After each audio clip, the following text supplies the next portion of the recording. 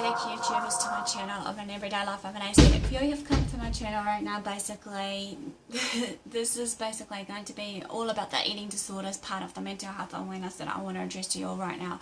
As you know, basically I have been right now just doing the introductory of what an eating disorder is, and now I'm going on about the types that will be broken down into three full parts.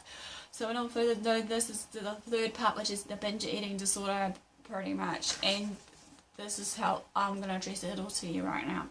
As we know, this is a type of eating disorder that can be characterized by recurrent episodes of eating large amounts of food, basically, and then they'll start basically to the point of they'll eat very quickly and to the point of discomfort with them being full so quick, you know, and then also they have a huge amount of pains going on. A feeling of lost control during their binge eating can lead to obviously a range of emotions like shame, guilt, or distress as the most common ones that is addressed here. Or the symptoms we need to be aware of the binge eating disorder right now is, though, in the DSM-5 manual that was published in 2013, there are a few lists of criteria diagnosing this as follows of this type of eating disorder.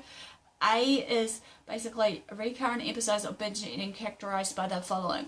One is eating in a discrete period of time, e.g. within the window of 2 hours or more periods, or an amount of food is definitely larger than what most people would call as the right size portion in that similar time period of the 2 hours or whatever between them.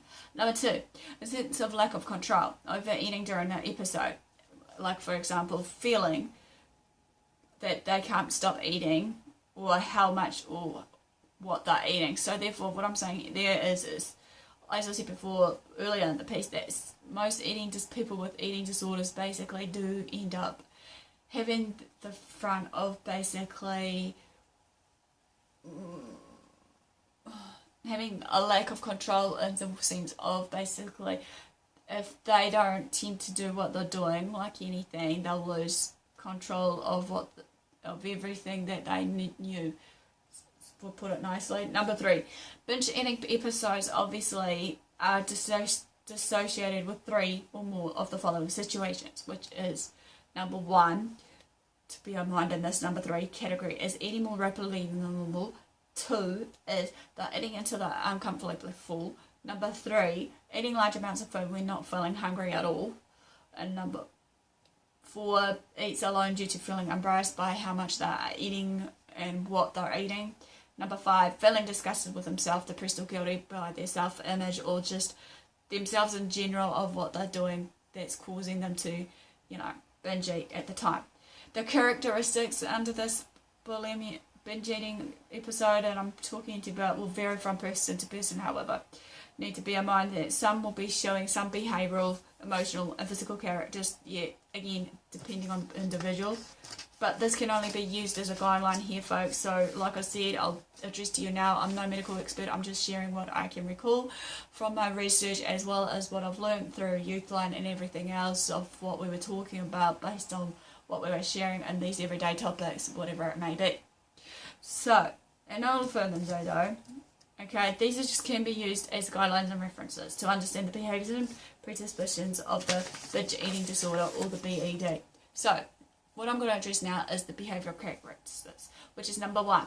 Evidence of binge eating includes the following: disappearance of large amounts of food in short periods of time. Or classic one is large amount of empty wrappers or containers that is left around in the bedroom that's subtly giving you clues that they must be doing what they're doing, binge eating, or hiding some sort of, you know, what you call it, food that's in their containers or whatever. Number two, which leads up to that number two stage, which is the secretive food behaviours that will include them eating in secret or even alone, basically, because they may feel at peace and at ease with that. Number three, stealing, hiding or hoarding food. Number four is disruption in normal eating behaviours, which includes basically eating throughout the day with no planned meal times, or they just plain out skip out meals of the important meals, maybe breakfast and lunch and whatnot. And then the last and not least on the behavioural characteristics is periodic dieting and fasting. Right, now the other characteristics I want to bring address to you all is the emotional and mental characteristics. Okay, so this one obviously is under number 1, experiencing feelings of guilt, anger, anxiety, shame, worthlessness. 2 is co-occurring conditions such as depression may be present. Obviously, as I said before, most of these coexisting conditions that you hear about will relate over and over again in some of these topics I'm sharing right now. Number 3, social isolation, moodiness and irritability.